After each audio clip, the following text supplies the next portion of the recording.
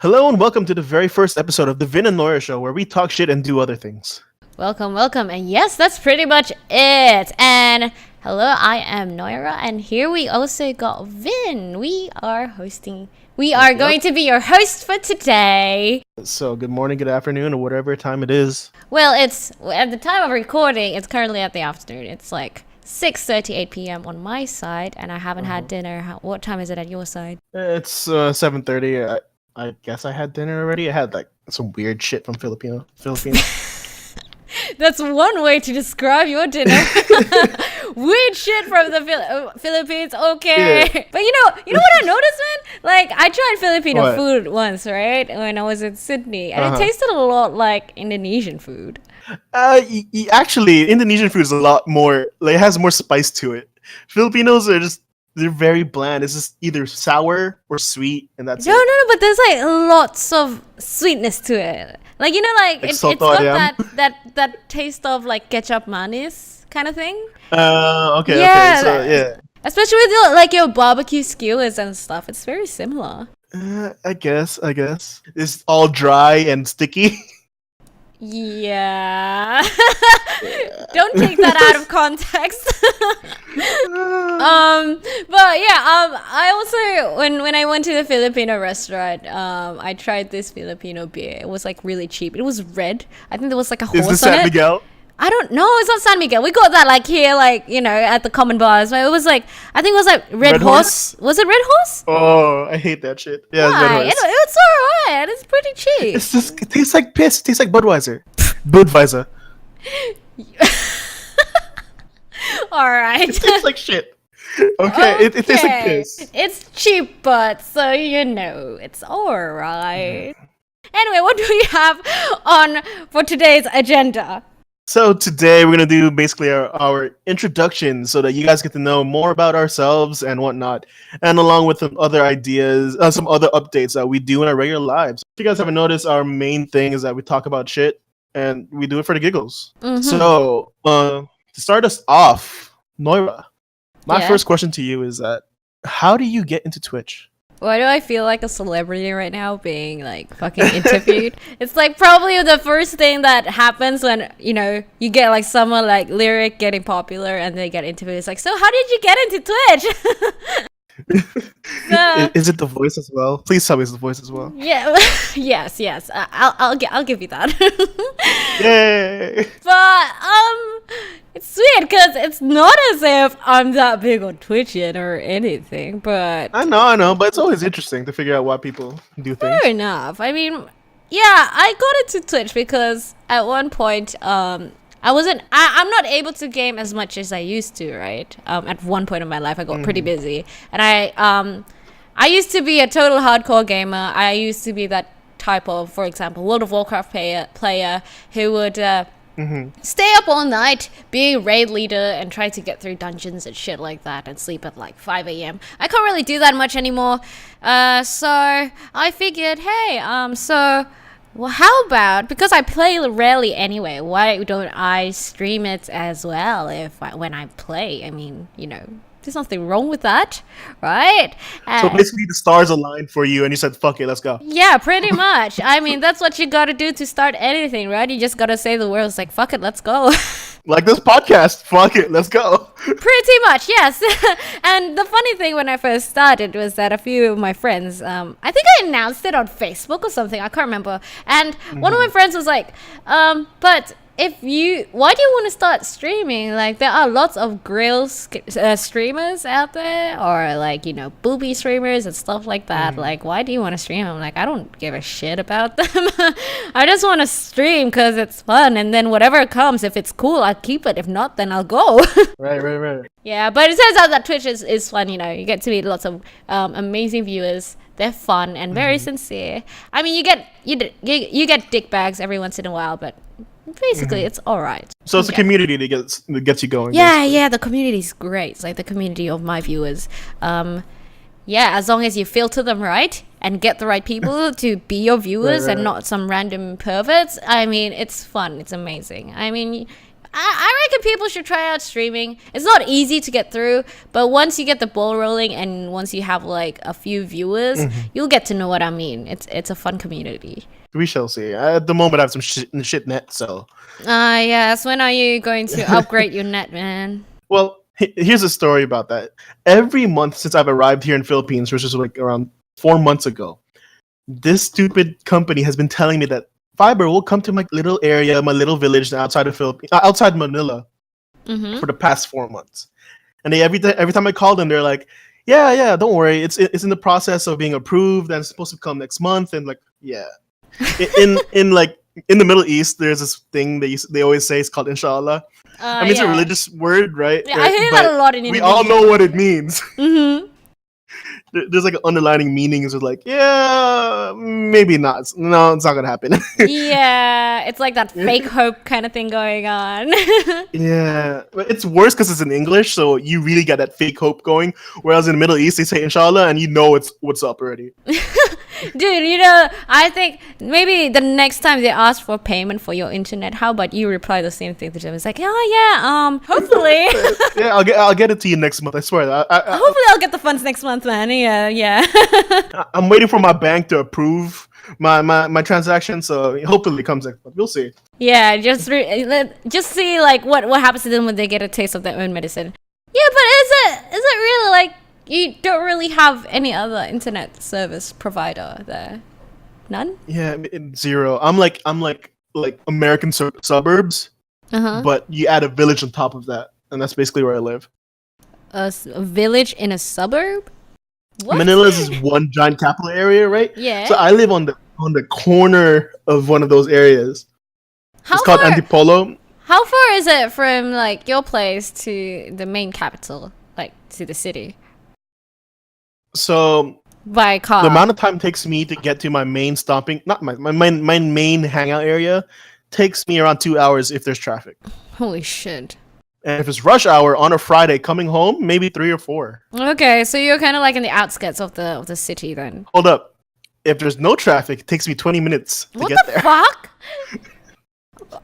I've been to Indonesia and your traffic is shit, but you should see Philippines. No, but it's pretty bad sometimes too. I remember chucking a U-turn, doing a U-turn once in like this highly congested CBD area. It took me fucking an hour it was literally in front of me. This Yui was like 300 meters in front of me, but the traffic was crazy. It took me an hour to actually do the U-turn.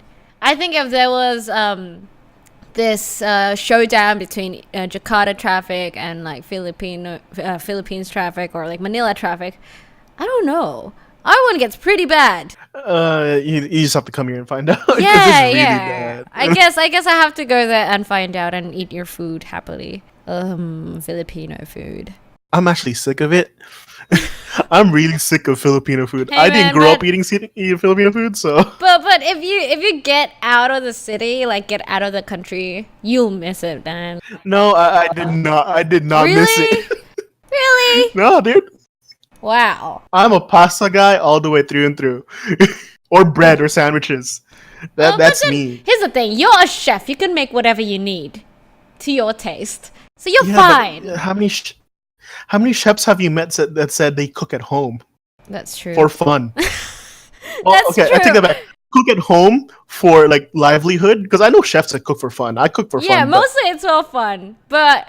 Is it so basically if you need to cook, you're hungry, let's say you're hungry, you got the ingredients, you get lazy. If you just need to cook it, do you get lazy? Oh, fuck yes. Alright. Extremely. Okay, so you're no different from the rest of us. Since I'm a chef, right, I've already planned this. I've already planned that I'm going to get so lazy that all I have to do is open up a can of tuna and just put it on top of my rice. Oh my god, you're like me. I thought like chefs would be a bit different, but no, you're as tasteless as I am. Us chefs are just humans. Don't worry. Okay. Dude, this is a big idea with chefs that people will be like, "Oh, is the food good enough? Do you like it?" I'm like, I don't really give a shit. Stop asking me. I just need to eat. It's seriously a problem. Yes, Yeah. I guess people forget that chefs are humans as well. Yeah, some of us have wallets that are very, very thin. Not because we have credit cards. Yeah. And by the way, wait, I'm curious. In the Philippines, is it normal to have like multiple credit cards? So it depends where you live. If you live in the fancy area where I used to live, not because I had the money, but because it was useful. But anyways, if you live in that area, it's very common to have multiple credit cards. So what is the average number of credit cards you have? I personally have two, trying to get three, but those two are international. All right. So it's really different for me. Yeah, here in Jakarta, what I noticed like is from my circle and yeah, mostly their parents, not so much my friends, but the parents of my friends, the older generation basically, they love keeping like heaps of credit cards for like the freebies and the bonuses and the discounts and shit like that, right? And especially like airport lounge access and stuff. Oh, that's beautiful. Yeah, I mean, I think it's totally worth it. But for example, my mom, she has at least 7 credit cards from different banks, which I don't understand. Like, yeah, I don't understand that at all. Maybe it's the Asian way of trying to, you know, hustle and kind of save up as much as you can. So you need all the discounts, so you make all the credit cards, I guess. And you have to like have this large travel wallet to keep everything because it doesn't fit. I don't know how many credit cards my mom has, but I'm sure there's a lot. Because she literally gets in every airport lounge and she gets every discount I've ever heard. Okay, yeah. Your mom and my mom kind of sound similar. From a credit card point of view, at least. Yeah, from a credit card point of view. Yeah. Talking about your mom. Yeah, is she gonna get the tat? I've been convincing my mom for the past ever since I got my first tattoo, so that's like 2 years ago. I've been trying to convince her to get a tattoo, as well as my brother, but more just me. I think she's ready to get a tattoo. She just doesn't know when. She's almost at that retirement age, so I think she's a lot more open to getting a tattoo. So yeah. It's not that taboo, is it? In like your culture? Well, in Philippines, I think it is. I mean, I haven't been here long enough to know, but I do get the stares, and I just have one tattoo, and it doesn't even look that scary. Oh, really? Because like the general stereotype here is that in Indonesia, if you walk around being a chick with tats, they think you're some prostitute for hire. It's the same here. It's the same here in Really? Philippines, I think. Yeah. It's like anywhere you get your tat, it's just equivalent to a tramp stamp or something. I don't get it. It's really weird. Like I showed my tattoo to my grandma this last week, and she gave me like the stink eye. I told her, should I get more? She's like, no, don't get any more. You dirty little kid. Exactly. There's a taboo with my culture, I guess, Indonesian culture and Asian Chinese culture in a way. But mostly my mom freaks out that I got a tat because she's just like, no, tattoos are like cancer. You know, it'll result in cancer. Just wait it out a few years, you'll get cancer. I'm like, okay. So my mom didn't give me that spiel on tattoos about getting cancer, but she gives me that spiel about getting cancer for everything else, including microwaving shit. Oh, dude, but I believed in that shit for the longest time until, you know, I finally one day Googled it on the internet. At one point, my dad, I think, rented an apartment, right? And I was chilling there. It actually had no microwave. Because my dad's scared of, you know, microwaves resulting in cancer. And then Radiation, yes. like after I joined the culinary whatever career, you'd be surprised about the amount of microwaving that happens in the back of the kitchens. I've been in the middle of Dubai working in a hotel. I'm not gonna say the name, but they microwave steaks. Okay. Oh wow, really? Especially if someone orders a well done and we're busy. Are you serious? We're like, all right, yeah, dude. They're like, we're gonna nuke that shit. Go. Holy shit! But does it actually turn out okay? It's tough, like chewy, decent? and well done. Whoever eats steaks well done, man. I cannot. It depends. If you're having a taco, I don't mind having my steak well done. Nah. Well, unless if I have no choice, I'd eat it. But like, if I had a choice, no, man. Oh yeah, if I had a choice, no, I'm a mid-rare person. Yeah, same, mid-rare. But anything above that is just too bloody, though. I've actually had like rare steaks. And it depends if you're willing to spend that money on like wagyu beef, like legit wagyu beef. Uh-huh. It's fucking amazing. Yo, okay, so, wait, you know the Korean dish, right? UK? Sounds familiar. What is it? It's like strips of raw beef with egg. And Oh like, yes. yeah, that shit's delish. Beef tartare a la Korea. Yes, pretty much, yes. Oh, also, since we're on the topic of food, the other day on Facebook, I saw an article about geoducks. Do you know about geoducks? Okay, that I don't mind. That tastes good. Yeah, because I know like geoducks are pretty popular in like Hong Kong and stuff. Because when I was Yes, in it Hong is. Kong, my ex's mom, had us buy geoducks for her for like medicinal purposes and stuff like that. Hold up, isn't Geoduck like Psyduck's evolution like Pokemon? Yes, it is. Actually, wait, is it? Wait, nah, really? Is it? Is Let it? me Geoduck? I think Google it's it. Geoduck. Hold up. Our geek credibility is going down very I fast. know, at the moment. right? No, wait, hold up. We gotta look at this, man. Oh my god, I typed Psydic. I probably don't want Psydic. You want some side dick? What? No, fuck off. Wait. So, is it I do Geoduck? think it was. Wait, Psyduck. it's Golduck, man.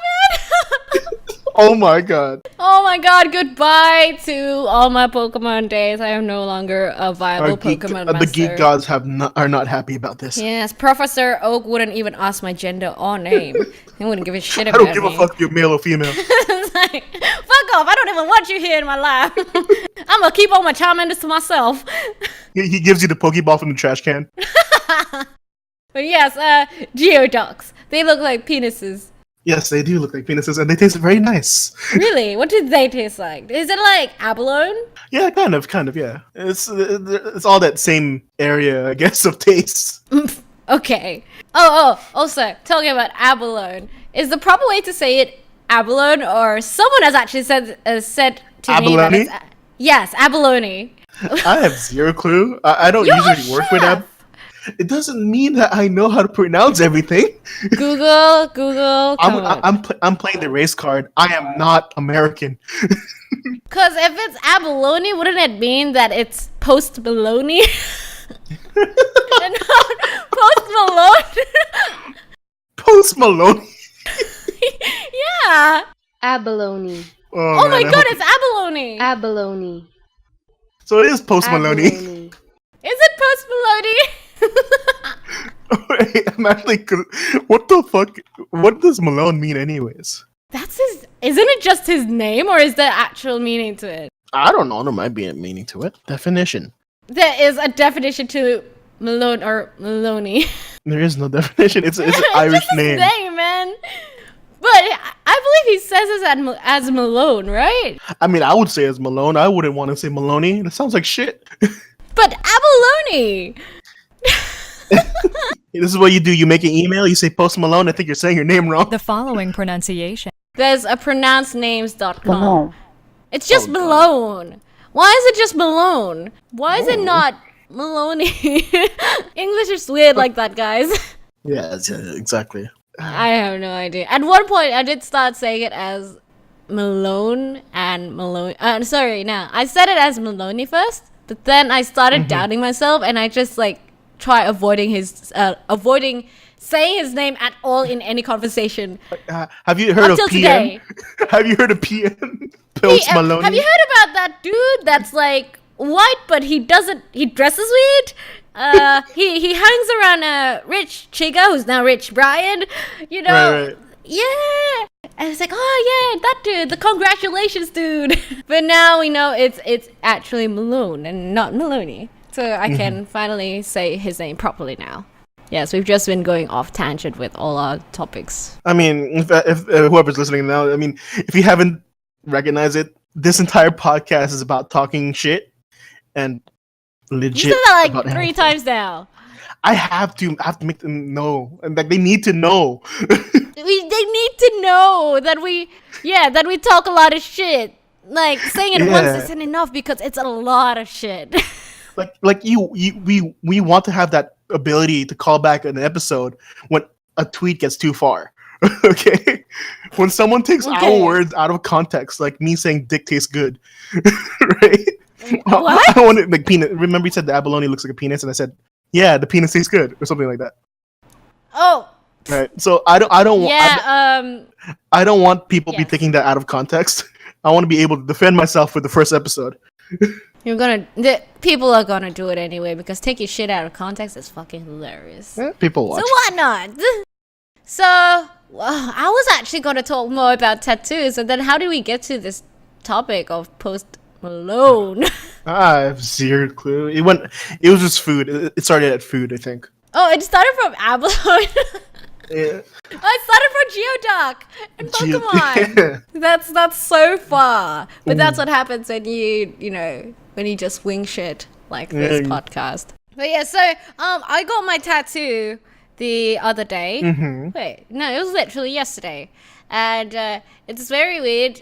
I was texting you last night, right? Right. Like about how it constantly feels wet. Mm-hmm. And yeah, it just feels wet. And I looked it up on Google. It's like, hey man, if there's like translucent shit oozing out of it, don't worry, it's normal. But it feels weird. It feels like you constantly have a gaping wound. I think it's also because it's on my rib cage and it's kind of big. So it constantly feels like I have a gaping wound under my shirt. Maybe because it is a gaping wound. It's a lot of holes. That's true. In your body. It is a gaping hole. Yeah. I mean, it is a gaping wound, pretty much. You're right. So, it's also weird because, it, like I said, it does feel like a gaping wound to your side. And the last time I felt like that it's been a while. I don't get injured that often. Oh, Not as much these days because I just go to the office. Like, what am I gonna get injured by my table? You don't. You don't really get injured much if you're not that active anymore, right? If I didn't have insurance, I'd have the highest hospital bill. Just letting you know about how easy it is to get injuries You're a from chef. doing nothing. But you're a chef. My- You handle knives. I've only had 3 chef-related injuries, but out of that, I've had a lot more. What, like stepping on Lego? What are we talking about here? Give us context. So I do trip over everything. I mean, even nothing. I trip over nothing as well. You trip over. Yeah. So you're a klutz. I guess. I'm a happy accident in a way. I don't know. I was trying to think of a better way to word it. I don't want to call myself klutz. Yeah, because when you think of klutz, you just think of that anime girl who's like cute and shit and falls and trips and kind of trips Yeah. onto her dream boy shoujo manga style. If only my life worked that way. I want to wear my high school outfit. Yeah, man, I would totally just wear my seifuku. Oh my god. Buy one off eBay and shit, and totally just trip over a dude with all my books and he'll help me like carry all the books and shit back to my classroom. I wonder if that actually works. I don't think so. You would have the better vantage point. I don't have pretty girls tripping over me, okay? So The last time I bumped into someone with a stack of books, I don't think they helped. They just like Oh, wow. fucking walked past. I was That's like, very oh, nice of sorry, them. and then just walked past. that's it. Just a sorry. Yeah, it's just a sorry, and then he just Did they keeps on not see your walking. height? I mean, that's usually one of the biggest things for me. Like in the reasons why I help someone, it's height. Really, you feel bad for small people. It's not that I feel bad. It's that if I let it go too I don't know long. how to feel about that. No. You're not letting me continue. If it went on for too long, I would start snickering. What the hell? All right? I'm a really mean guy deep down inside. Okay? So tell me what goes on in your head. So, if there's a short person trying to reach the top shelf in the grocery, in whatever shopping center, whatever you want to call it, most of the time, I'm the sticky of the trouble they're having. And contemplating Fuck between you. should I help or should I not help? Surprisingly, I've never had trouble reaching the top shelf. I always get tall boyfriends. Oh. So yes, they're my they're my grabby tools. Your butt They help links. me grab shit. Exactly. Yes. And it's like I gotta bring them every time I go grocery shopping. It's like, would you be a dear, please? I'd get that chocolate chip cookies at the top shelf. Jeebus. Thank you, honey. Yeah. It's like the sole reason I get tall boyfriends is to compensate for that. Actually, it gave me a weird memory. One of my friends is really short, and she How short? like short, Centimeters, like, please. as short as you, I guess. So whatever centimeter Mm-hmm. that is, you say it. It's like 154. That's me. I'm short as fuck. Yeah, as long as I can put my arm on top of your head, that's basically how short she was. Anyways, Yeah, sounds like my height. I don't know if she's recognized this, but every time we clean the kitchen, I let her deal with the floors. Okay, so that's my version of having the short friend to your tall friend. That could go both ways. It's either you're subtly being mean and, chucking a tease at her, or second, Oh, you're no. being considerate. It could go both ways. It could go both ways, but we all know the truth. I was just too lazy to bend down. Hey man, we still have to bend down even to clean the floors, okay? Yeah, but like if you get under a table, right, a tall person will have the worst time. Height discrimination much? Oh, anyway, so my brother told me this story like years back. It was probably like 10 years back. You know Akon? Akon. Like Akon, convict music Yes. dude. Smack Convict that music. all So on the floor, smack that. yeah, Give me that some dude. more. Yeah, that dude. So he told me, it's like one day I was eating breakfast and he was like, yo, you know Akon? I was like, yeah. And he's like, you know how he always says convict music? I was like, yeah, what up with that? And he's like, do you know how he got into prison? I was like, no. Why would I look that up? I was like, no, you gotta know. So I'm gonna tell you why he got into prison. Okay. It's hilarious, he said. And he said, so he tried jacking a car but failed. Oh my god. And he got into prison. And he started making convict music. Oh my god. I don't know if that's true, actually. I never tried fact checking that. But yeah, he tried to steal a car and failed. And he's got his new tagline, convict music. Where is Akon nowadays? I don't know.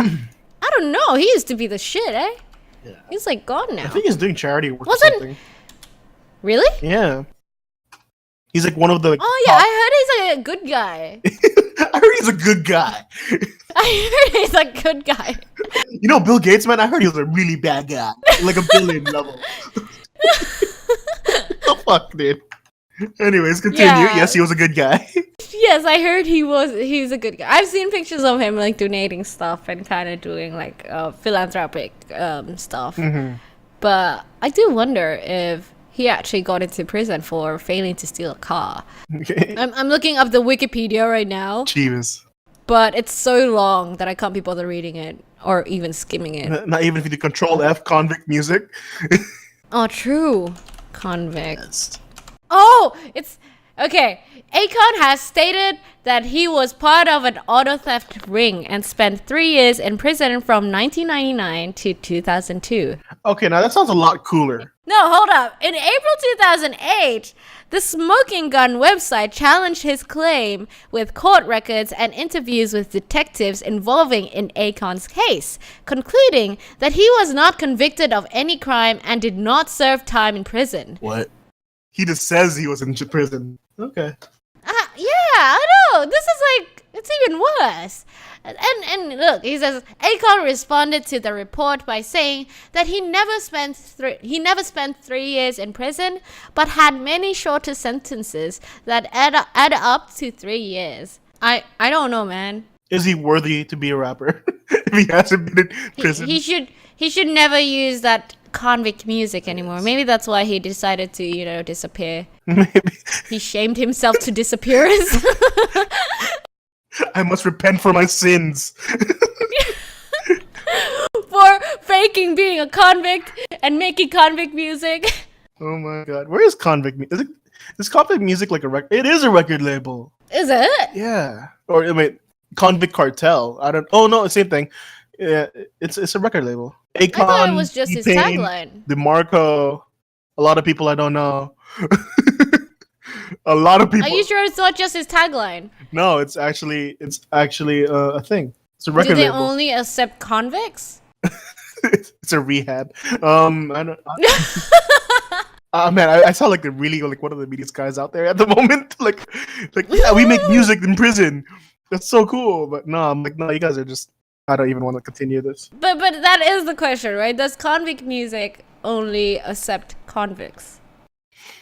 Okay. Oh, have you heard about that restaurant in Italy? I believe this pasta restaurant that has like prisoners, convicts, Oh, current that's so convicts. cool. I heard it's really good too. I saw the video. It's really cool. It's actually like legit cooking too, like legit Italian cooking. So Yeah, so they're all like convicts, from the waiters to the chefs and everything. It's pretty crazy, man. it's a really cool program. I think they get once they finish their sentence, I guess they have something to put in their resume so they can get another job. Yeah, and it's gonna be a company called Convict Foodies. Oh my god, were you just setting that up?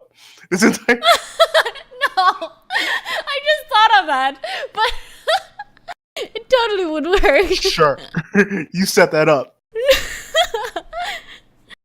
Oh, by the way, yeah, do you know that Rich Chiga changed his name? I mentioned it earlier. Yes, that you it's have. Rich Brian You mentioned now. it many times. Have I? I Yeah. don't remember. Apart from But- the podcast, you've told me like multiple times that he's Rich Brian now. Really? Yes. I actually don't remember. I just don't, But I don't yeah. give attention to it. Yeah, so for y'all who don't know, who I think, I'm pretty sure you guys would know. It used to be Rich Chiga, and then he changed it to Brian. But then I don't know why he didn't think about it earlier. But there are so many Brians in the world. I But he's seriously the don't rich know Brian, what, like, though. He's the rich one. no, but he was just Brian before that. So it was like Brian dash that stick. That was like his video name. And I was like, are you sure he would do that? And the next minute he changes it to Rich Brian, which is, at least a bit more unique now. Yeah, he's the richest of all Brians. Yeah, richest Brian. Uh, Or like there are people like joking that it'll be like Brian Chiga or Chiga Brian. Rich Brian Chiga, Rich Chiga Brian. All those combinations up in there. didn't Eminem have a different name before, or was that just from the movie? Slim Shady? Slim Shady. Oh no, Marshall Mathers is his real name, right? Yeah, I heard that the thing with Eminem is that he has different names for his different personas. Oh, okay. Like Joji. Yeah, like Joji and Pink Guy. So, Slim Shady is more for like the hilarious shit, I believe. Like the parody stuff. And Eminem is for the lyrical, poetic stuff. And then I don't remember how it went, but it's something like that. Okay, Kev, so you've introduced to me the term TCK. Before that, Yes. I never knew that there was a term for it, like TCK. It's third culture kids, yes? Correct me if I'm wrong? Yeah, it's third culture kids. Third culture kids. Because, like, back in my days, I sound old. When I was in Sydney, I'd just be like, yeah, ABCs. That's what I call them. Because mostly it's Asians, right? Like, Australian-born Chinese. I'll just be like, yeah, ABCs, ABCs. Yeah, like how FOBs is like for someone who just came from, for example, Indo. It applies to Indo or like Chinese. Usually it's like, oh yeah, this new kid from Indo who can barely speak English. Yeah, he's a FOB. But for the term that I currently use as TCK, I used to use as like ABC. He's like, oh yeah, that dude, he's quite an ABC. Like, he's kind of whitewashed, but not really. So yeah. So I found out about the term TCK from you. Where did you first hear about it? I heard it a long time ago when internet was kind of still becoming a thing, actually. Oh, really? That's a long time ago. Yeah, because a lot of the kids in my school, they had very weird cultures, I guess you could say. Because for one thing, we were in the Middle East. Another thing is, everyone was from a different place in my school. It was that's like the legit thing. international school. Yeah, you're weird because you grew up in the Middle East, which is, you don't really hear that, Yeah, it's a really good, like, Yeah, bar like, talk your thing. story is like, you grew up in the Middle East, and then at one point you went to the States. How long were you in the States for? So, I was in the States for working-wise, living-wise, like actually day-to-day living. I was just there for a year, but I've been going back and forth to the States for like ever since I was maybe like 6 years old. I did like a tennis camp there. I was fit at one point. I was actually like doing serious stuff. I went to UCLA for summer camp. I was like a big US kid. I see. So yeah, you kind of got like a bunch of mixed up cultures through all that, right? Like going Oh yeah, fuck back and love, dude. forth. And now you're in the Philippines. Out of the two choices of staying in the Middle East or the States, you stayed in the Philippines. Yeah, sadly, yeah. It's like, it wasn't Yes. even a choice. It was just like, hey, I know you were born in Saudi, but you don't have a passport, so you have no choice. You have to come back to the Philippines. Bye. Yeah, bye. I guess. It's like, I've never been to the Philippines. I haven't even stayed for a long time in the Philippines. You're putting me there. Never lived in Philippines. Yeah, shit, man. Like, I can't imagine. In your case, you'd have more than one culture kind of embedded in you. You got like the Asian philo culture, for example, and you'd have, the kind of what I'd call as someone being whitewashed, aka someone who's more familiar to the Western cultures and stuff. And you got, I don't know, what's Saudi culture like? Saudi culture. I guess you can just generalize it because I would call him uncle. He Lebanese uncle. So I guess that's the closest Arab culture I've ever had in my life. It's very family oriented, I guess you could say. Very open. Very like, hey, just come and have dinner with us. Like, fuck it. Oh, that sounds awesome though. Like there's always enough food in our house. Yeah, in Indonesia, the culture is very closed. Cause unlike you, for me, what happened to me was that I kind of grew up in Indonesia first. No, well, not really. I grew up for a bit in Indonesia, and then I went to Sydney for a while. I had elementary school in Sydney, and then I came back to Indonesia again for middle school, high school, and then went back to Sydney again for uni.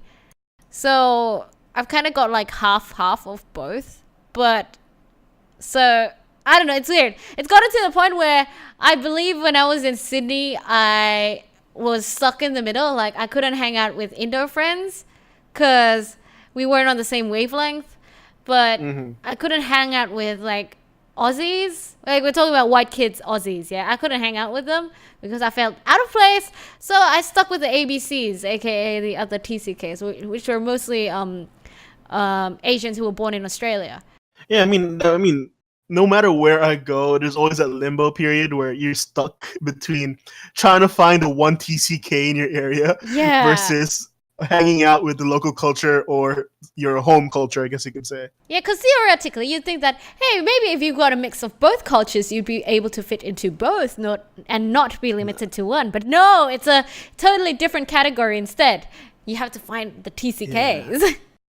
Because that's what I assumed back then. I was like, I mean, if I got whitewashed, right, I think I'd be able to hang out with the white kids. That'd be pretty cool. But no, it's just different.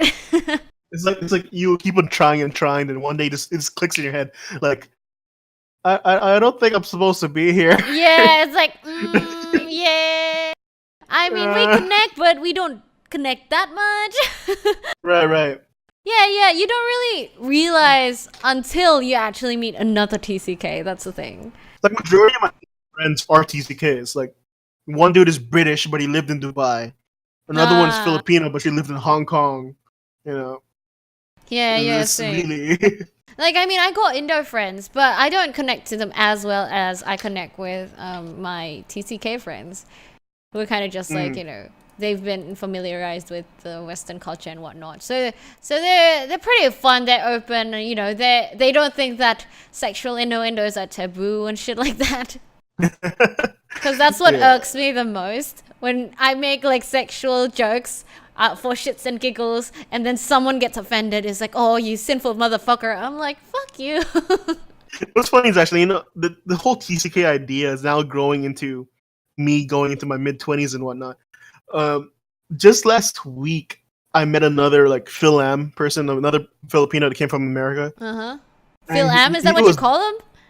That's what Filipinos call him. Phil Am, Filipino Americans. Oh, okay. Yeah, and basically he was like, "Yeah, dude, you have that American drive in you. Like I felt it from the first time I met you. You have that American drive. You need more people like you in Philippines." What the biggest thing was that the little bit backstory is that me being a TCK, I had this weird hatred against Philippines for the longest time in my life because. No, like serious. Like turn on the serious music at the moment. It's like at a young age, I was ostracized in Philippines because I spoke English. Oh, yeah. Just recently, after talking to that guy, he did a complete flip in my head.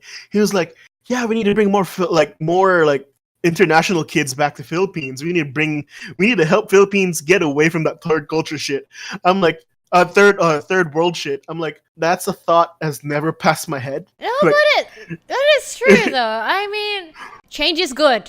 it was just a really interesting idea because like, for the longest time in my life, I'm like, no, fuck Philippines. Like, I hate this place. Then all of a Aww. sudden, this one guy's like, nah, we gotta be better than that. We gotta bring back the love. It's true though. I'm like, I mean, I diss a bunch of the Indo people a lot. Like, you know how people can fall for hoaxes really easily? Like that's like a trait of Indo people. And I'm just like, And how here the in fuck Philippines are as you? well. How the fuck are you so dumb? And then on the other hand, you see Yeah. some people who, what I don't like as well is how closed Indo people are. Like they don't really say thank you, for example. They just seem like a bunch of insincere people because of their conservative please. values, right? Yeah, I don't know. Do you have the same perspective as I do? Because that's what I think. It's like because they're so conservative, they seem like such hypocrites, and like they're not really sincere with doing everything. Unlike people in Sydney who are just like always honest with you. They're cool and they're chill as fuck. People in India always got yeah. their guard up. I think sincerity is one of the biggest things Yeah, yeah. that like I find lacking because like I've encountered many like instances where a dude's like, yo, be quiet about that homosexuality kind of stuff, but like the Yeah. next moment he's like making fun of it. I'm like, hold up, but I'm like, you just told me off for making jokes, but you yourself are pretty much against it. I'm like, Yeah. I you know, kind right? of want to fix your shit over here. And they usually, most of the times, they don't listen. When we try to share stuff, for example, it's like, like, for example, LGBT stuff, yeah? They just deem it taboo, and that's it. I mean, we try to reason with them. It's like, come on, like, I mean, it's not as if it's gonna affect your life or anything, man. Like, let people be happy. And they just like, no, fuck that, man. It's fucking sin, man. I really don't like that. But Well, what's really funny is that I can like relate to that from their point of view because since I grew up in the Middle East, it was oh yeah, it was a big thing, like being against LGBT and the community, right? So when I moved out of Saudi Arabia to venture into the world and whatnot, I called everyone gay. I called everyone a faggot. Until this one day, this one little girl who's like, I really hate that word. I'm like, what word? Faggot. I'm like, all of a sudden in my head, it just clicked. I'm like, oh shit. I'm like insulting a lot of people. yeah. Back then, I used to joke around with the word gay as well before it became offensive. Because there was like Right. that one point when it became offensive. Dude, I actually have a shirt that says he is gay with a finger pointing. Yeah, because It's like now my pet dog's like bed. because like back then, out of fun and out of hilarity, you'd sometimes call people gay just because it's hilarious, or like, oh, what a fag. Like I used to like joke around with my friends. She'd say, "You're a faggot, Harry. You're a faggot," with like British accent, poking fun at like Harry Potter. But then somewhere along the line, it became kind of offensive. I mean, I like when I say it, I don't mean to say it as being Yeah, exactly. offensive. But if it offends people, okay, I'll stop. I guess that's where the wisdom comes in. Yeah, that's Wait. true. Oh, there's like an ice cream in Australia called Golden Gay Time, and Indonesia's got a problem with that. Even though the ice cream isn't even in Oh Indonesia. my god. He's like, oh no, man, they're such heathens. They have an ice cream called Golden Gay Time. Jesus. Yeah. Another weird culture thing that I picked up from growing up in the Middle East is my connection with the female race. The female race. Yes. What about him? You should have seen me my early years, like leaving Middle East to go on vacation in the States or going to like Switzerland for college. Oh my god, I would not even shake hands or hug a girl. So wait, is it weird in Saudi to actually have contact with a girl? The funny thing is, in my international school, it was not weird at all because it was an international school. But when I visited my mom, when she worked as a dentist, and I'd visit her office. Majority of her clients were female, and I was like not allowed to like shake their hands or give them a hug or whatnot. Even just by introduce myself. So that stuck with me all the way to hit like maybe like 20 to 20 years old. Where I was like, why is this affecting me so much? So like third culture kids, like it's not that all of a sudden you're open. Is that you start with a culture that's not yours. Yeah, like and that culture slowly shock. over time you make it yours. I still imagine like the culture shock. Cause you can't just shake it off, right? Like I think when I started hanging out with ABCs, cause I was like into street dance and everything in Australia, and it's like filled with ABCs, with like Asians who were born in Australia, and of course like Australians, like a bunch of white kids. It's a whole like cauldron and mix of cultures. So it's an amazing community. I met some of the best people there. What really threw me off when I started getting into the community was how often everyone hugged each other. Yeah, that really threw me off as well. Yeah, so I wasn't used to that. And then like you meet someone for the first time and you hug, and then when you say bye, you hug again. So it was very weird. It's like, hey, how are you? Hug, because we didn't do that in Indonesia. And then I realized at one point I got used to it eventually. So in my university, I went to University of New South Wales in Sydney. There's like this long ass walkway outside, and I was like the president of this street dance society. So I knew a lot of people, right? I remember I had to go get from the entrance to the first starting point of the walkway towards the back. And I think I met like 5 or 6 people, and I had to stop like that 5 or 6 times to hug them and say hi. And then I knew that, hey man, it's finally kind of embedded in me now. The culture of hugging. I think I'm cool with it now. Aussies hug a lot. I think it's a thing. Yeah, I remember that's like a very defining feature of Australians is that they're very open to like physical touch. Yeah. And then it was weird when I went back to Indonesia as well. I was like, I feel like hugging this person, but I know it would creep them out. Oh yeah. Yeah. So what was like your first culture shock when you went back to the Philippines? Or okay. How about when you went to Switzerland for college? What was one of the most significant culture shocks you experienced? So, well, because by the time I hit college, I was already like coming out of my shell in a way, I guess. Ah, okay. Yeah. So there wasn't that big of a culture shock because by senior year high school, I was already like giving people high fives and whatever, like stuff that. Oh, you were a cool kid already, eh? I was not a cool kid. It's that I started becoming more social. Ah, fair enough. I think let's leave it at that. Yeah, then how about overall? Like, not just Switzerland, just overall. What was like the most significant culture shock you experienced? Definitely the personal space stuff, especially when you're in Asia. Like I'm a big guy, right? And I don't know how they do it in Asia, but they get up so close to you, you can like hear them breathe on your neck and feel it as well, right? And I hate it. I really hate people being in my personal space. Like, especially if I don't know you, I'm like, motherfucker, back the fuck off, or else I'm gonna smack you in the face. Oh, do they really do that? Is it? Because that doesn't happen in Indonesia. Is that like a Filipino thing? Is that like a Philippines thing? I think it's a Philo thing because like they're like have you seen those like videos of like in Japan where they try to squeeze everyone on the train? Yeah, I know those videos. Yeah, it's kind of like that, but everywhere. Oh, really? That's my like you might be standing in the line to get money from your ATM, all right? And there's just a dude just breathing down your neck behind you. Oh, well, then that definitely does sound very uncomfortable. Yeah. All right. So, for the next topic that we have in mind is what? D&D? Yeah. Dungeons and Dragons for you non-geeks and nerds.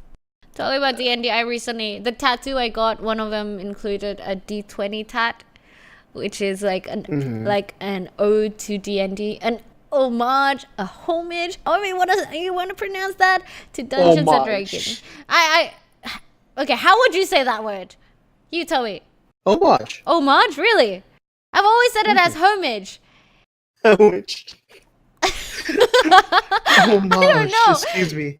It's like that You time know, that time I've never seen the word jalapeno before, and I said it as jalapenos or something. I can't remember. oh my god. Jalapenos? I don't remember. But my cousin laughed You at me for freaking so peasant. long. I know I was like such a fucking pleb. I was such a fob back then. Like, I I was limited to the English we saw on AXN and Animax. What do you expect? Said- Yeah, like they don't have fucking jalapenos on AXN. They never say that yeah, word. they have jalapenos. Yeah. But yes, Dungeons and Dragons. Yeah, by the way, guys, my first Dungeons and Dragons experience was with Kevin here. He DMs, and I only recently started DMing because he told me to DM. Yes, because I am tired, sick and tired of DMing. Yeah, but you've actually never joined one of my campaigns as a player, right? Because I wanted to watch. Yeah, and you wanted I- to shadow DM one of my favorite Yes. characters. Exactly. But the thing I with can't wait for the DMing, next right? campaign. It requires so Mhm. much prep, like DMing. Yeah, I think it's like you said to me like before we started doing this podcast. Is I think it's because it's homebrew. Yeah, And it's homebrew to an extent that even the entire world is different. that's true. Right? So you gotta make sure that there are no plot holes because you don't have the additional lore to cover up for those plot holes if you have it. Yeah, and it's kind of hard to not let people railroad the game. Yeah, it is. But yeah, I mean, in the end, DMing is quite worth it, although you might get fatigued and exhausted in the end. Like, I don't know how I mean- fucking Matt Mercer does it, man. When I first started playing D&D, I just DM'd. I've never played as a player until you joined, and you Yeah. introduced me to the D&D crew of Indonesia, rigor mortis. Yeah, because I felt but- so bad for you, man. I was like, oh, he's never played before. I did D&D for 2 years straight. I've never played it myself. Yeah, that's like so sad. So I made it like one of my missions to get you to join in as a player. But I didn't enjoy DMing until you and Prini joined our crew. You didn't? Actually, no, I really didn't. Like all I Why? wanted to do was play as a player. I mean, Um, you got some pretty good RPers on as players though. oh no, there was nothing wrong with the players. It was what I hated was the amount of time that I needed to put in just to DM. Ah, yeah. Right, and I hated like being the one saying, "Hey guys, we have a game tomorrow. Don't forget." you know, Yeah, and probably also not being able to share with other people.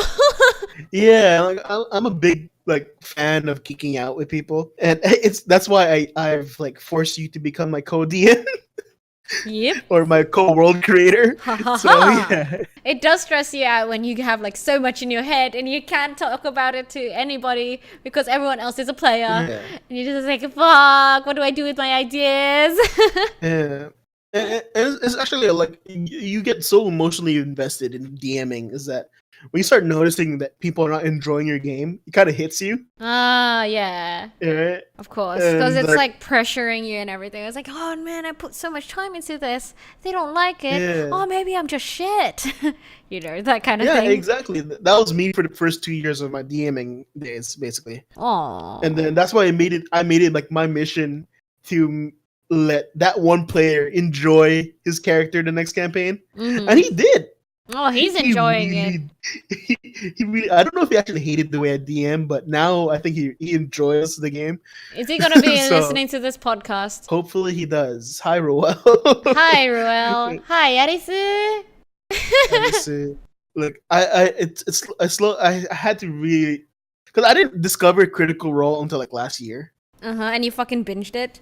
and I binged it like a motherfucker. Have you subscribed Shit's to looking- Critical Role? No, I have not because I don't. I'm a broke ass adult. Well, it's up on the YouTube channel now, so it's fine. Oh yeah. This is fine. I just have to wait. I haven't watched second and third episode though, even though I've subbed. It's just like shit. I don't know how I can dedicate 3 hours to something right now. That's the thing I with think- like watching D&D, right? I mean, I always watch Critical Role in the background though.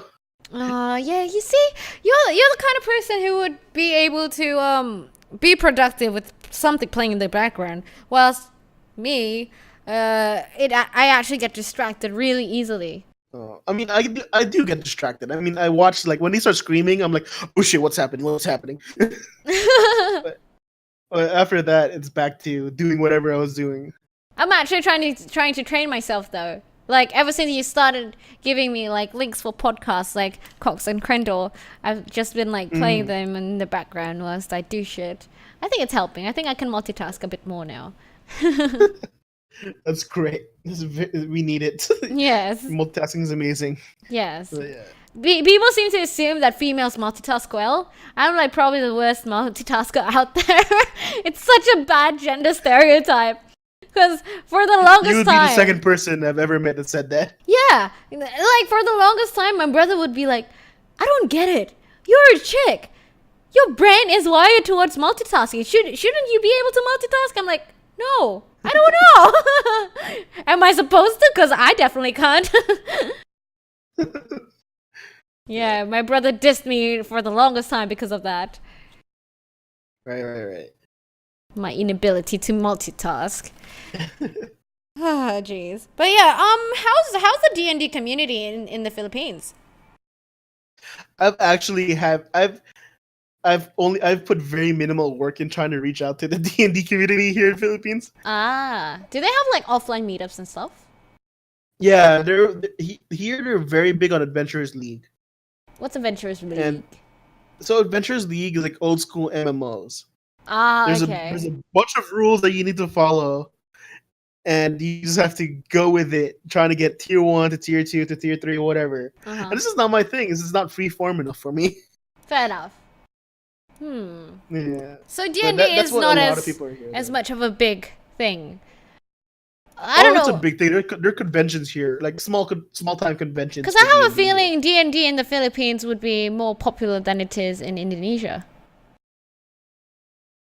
I think the quality community online is a lot better in Indonesia, based on what I've experienced. Right, like D&D Indonesia. Yeah, but we only have those two groups. I don't think we have any more. It's pretty small. Yeah, but that's what I'm trying to say. The quality. Ah, yeah. Is really good. Like there's actually games going on from time to time. That's true. You know, guys, the group is not that active. If you guys are looking for a campaign, holla at me. Maybe you guys can join our campaigns. We have lots of games going on. Like a lot. You have no idea. A lot. Yes, a lot. To the point that we play with the same players constantly, even though it's a separate campaign. And everyone's like hungry for games. Yeah, that's like one of the weirdest things about D&D is that in rigor mortis there's so many DMs. Yeah.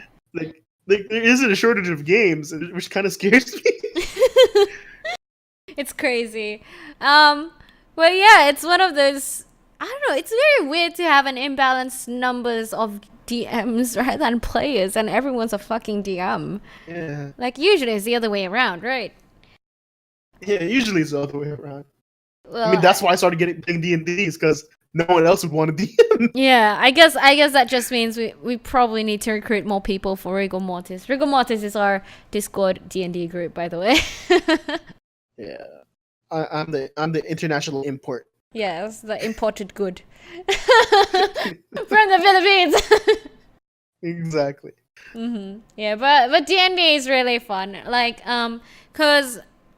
Okay, so this is gonna bridge on to another topic, which is hobbies. I was talking about this on my streams the other day. I was like, I wouldn't consider gaming as a hobby for me. It's more like something I really enjoy doing, but I feel like if I constantly play D&D, because for me, right, the definition of a hobby is something that's able to fill up, refill, or like kind of help out with the soul aspect of your life. SOUL, soul. So it's kind of it can kind of alleviate your soul. Because the thing is, when I play games, sometimes I feel like if I play for too long, I feel empty. In a way that, oh man, I feel like I need to play some music, you know, that part of my soul is missing because I've been gaming for too long. Or like, I feel like, I need to write something. I need to do some poetry or write some creative stories, which I now get from D&D, that kind of thing. So I don't know. For me, I wouldn't consider gaming a hobby. I mean, it's fun, but I can live without it. But it's fun. How about you? How's you in gaming? We have very different definitions of a hobby. Mm-hmm. Like my definition of hobby is more based on amount of time given. Oh well, that works too. I guess it's relative. Because I think yours is more of like the attention span or like the amount of certain thing that you can handle Mm-hmm. in a given amount of time, basically. Yeah, true. But for me, it's more of the amount of the amount of time that you put into it. Mm-hmm. So for me, gaming is a hobby. It's something that I do to like alleviate stress or have some fun or look for stories that I want to get involved with, right? Mm-hmm. It's like another way to leave planet Earth and just enjoy something else. It's But true. I mean, it's the same for me too. Mm, But does that happen to you as well? Like you play games, but then you feel like it doesn't fulfill you as much as you expect it to. definitely. Like this past week, I've been trying to play games over and over now that I have more free time, but I just can't get into it. I just can't get into a lot of games. It's hard.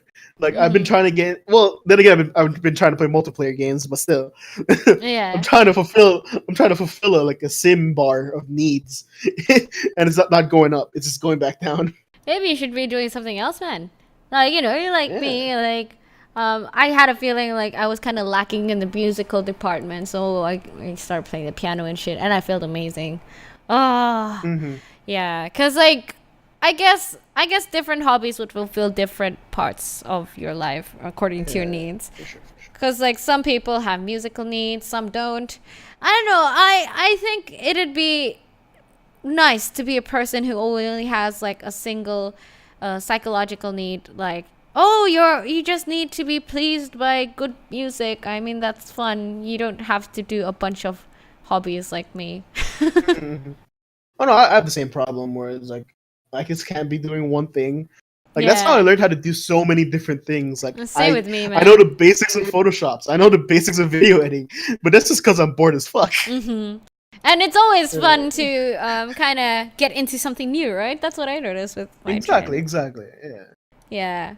You know, That's why I know how to play so many instruments. I was reading this book, right? I think it was called The Art of Cleaning or something. My friend gave it to me. Apparently, it's like a best-selling book.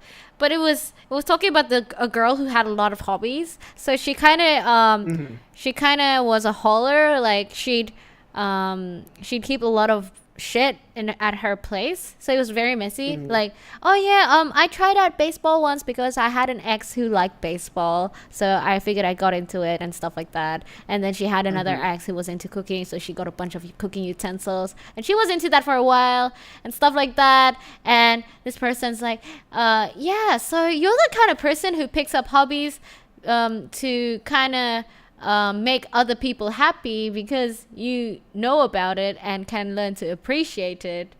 And then I was like, wait, am I like that too? I don't think so. I don't think that's why I have a lot of hobbies. But I guess their hobbies is like different for everyone else, eh? Yeah, it definitely is. And then on the flip side, you got people with no hobbies. It's like, oh, what's your hobby? Eating, sleeping, hanging out. Yeah, that makes eating. I understand. I understand eating as a hobby. I mean, if you like hit a level of like knowledge like me when it comes to food, eating can be a hobby.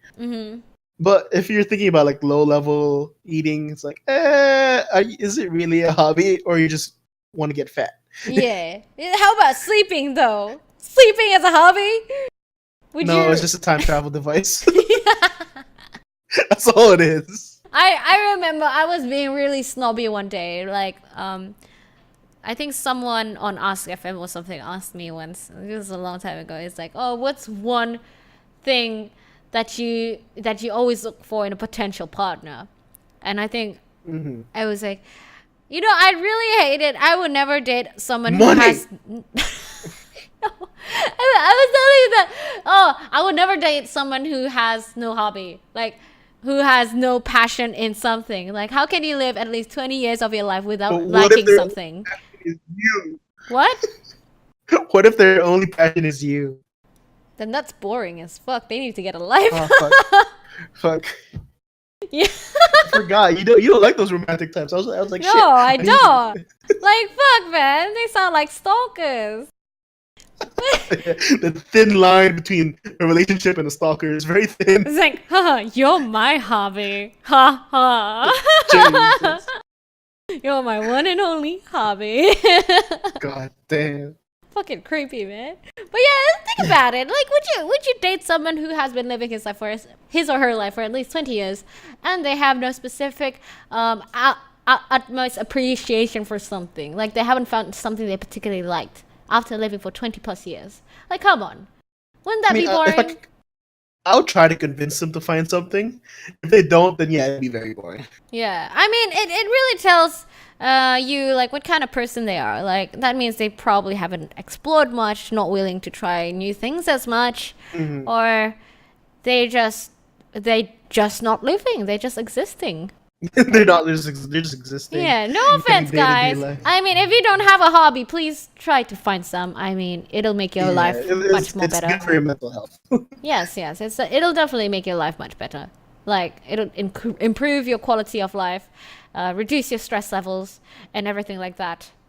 I mean, it's like if they don't have a hobby, something else will replace it, right? It could be work, it could be family problems, and I'd rather have them talk about hobbies. Family problems. Sad boy is life. Yeah. Being sad is not a hobby.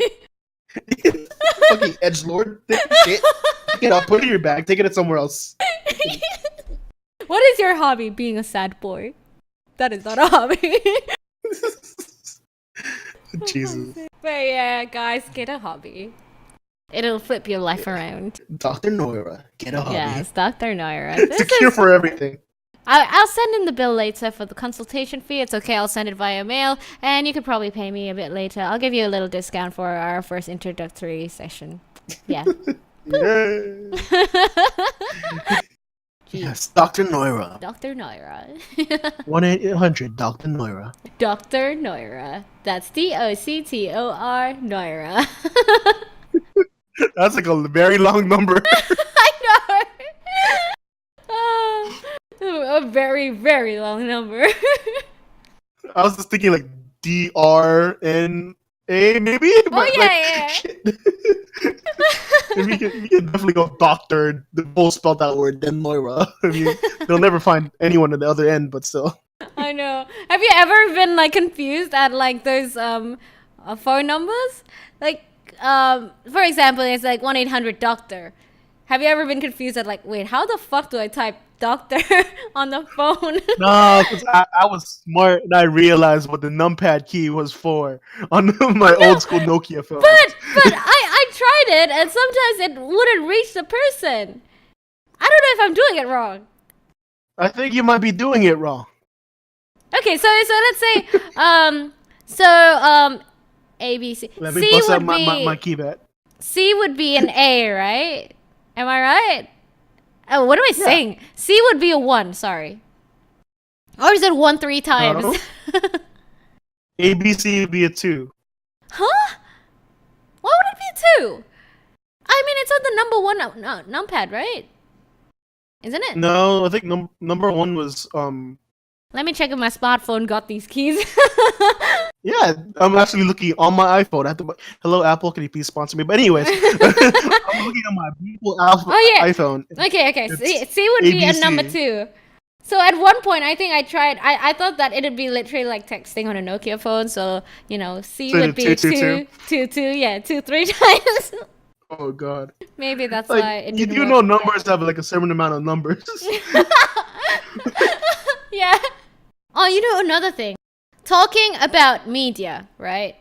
What do you think about this? Nowadays, you got billboards for shows that are on Twitch, aka Critical Role. They have 2 billboards, I think, in the States. And it's just, the link's just like, watch at 8 p.m. PST, www.twitch.tv/geek and sundry. It's literally like a big billboard. Isn't it an amazing world that we live in now? We have billboards for online shows. I mean, I love it. I love it too. That's definitely a given. But imagine if you're like, someone who's like 2 generations, 3 generations back. Like, how awkward is that? It's Because kind I of see hard to think about their perspective. I'm like, and all parts of me want to say, that's pretty cool. Because I know Or that I it's just want to be a cool still, grandparent. it's still very weird for some people that people would donate to this person playing games on the internet.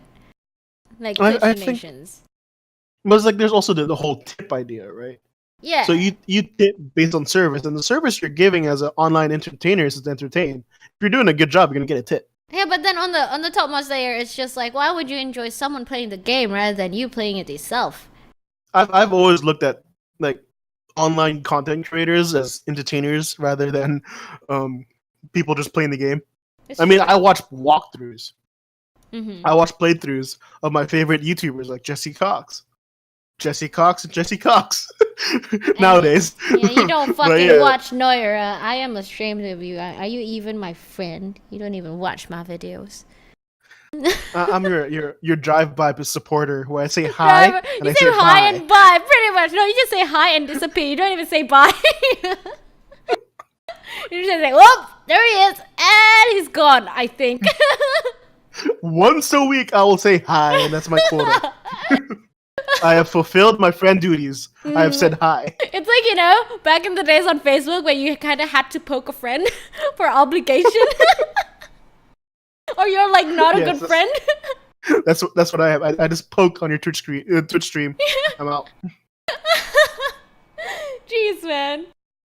Yeah, YouTube fucking demonetizes everything. Like, all these short clips that I'm uploading and stuff. They're demonetizing everything. Why? It's beautiful. Like, you know how YouTube gives you an estimated revenue on, like, your dashboard? Mm-hmm. My estimated revenue is, like, $2 for 28 days. How fucking amazing is that? That's very amazing. I make 0. Yeah. And I have like 7 videos. I'm like No one will 200% higher than you, so I guess I should appreciate it. Yes, you should. $2. Yes, you should. $2 for 28 days. That I think this is why lots of people are saying bye-bye to YouTube and saying hello to Twitch. It's gone pretty bad. I think YouTube is starting, like, I think from gaming perspective, yeah, I think YouTube is not a good platform anymore. Yeah. It's like it's starting to go into streams. That's definitely for sure. But for everything else, it's still fine. Yeah, for like lifestyle videos, or Linus tech tips and stuff. I mean, they're doing well. Like reviews, I think it's just, vlogs. I think is that you just have to have a really good business mindset to take your gaming channel and make a lot of money on YouTube. I could easily sell out by fucking playing Minecraft and Roblox, and I could make a shit ton of money every month, but I don't have the mental show capacity. More skin. Then... Yeah, I could be a booby streamer, but I just don't have the mental capacity to do that, man.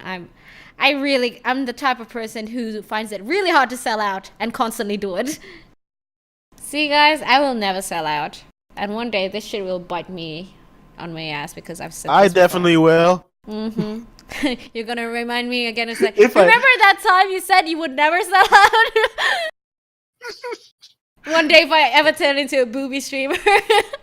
Yes. Do you remember? That's when I'll watch your Twitch stream. Hey, I'll send do it every you 10 remember? Yes, you'll just like clip this part of the podcast and be like, "Hey, Do Dora." you remember the 21st night of September? That one. 29th of January. That's the difference. Yes. Do you remember the time when you said you wouldn't sell out? If I ever get around to it, and if I ever get like a small following on YouTube or Twitch, I am definitely fucking selling out. Really? I want my fans to know that that I am doing well. You want them to know you as a sellout, yes. No, it's not as a sellout. It's that I'm doing what is best for my channel. It includes the fans. If I get more money, it means I get better specs on my PC, better merch, right? Here. So I'm definitely selling out if I ever get that snowball, Well, don't think about it yet. I mean, we should think about this podcast first. The Vin and Noira podcast. Podcast first. The Vin and Noira podcast.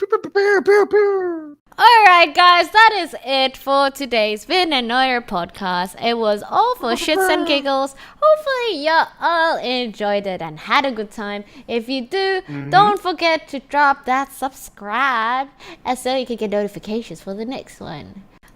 Clicking that like button. When will our next one be? I mean, we're going for bi-weekly, yes?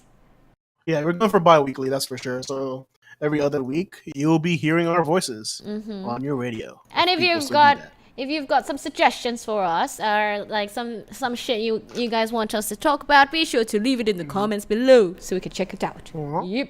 Or slide in the DMs. That's cool too, I guess. Yeah. Whatever works for y'all. All right, guys. That's it for today. We'll see you guys next time. Vin and Noira signing out. Bye-bye. Adios. Bye-bye.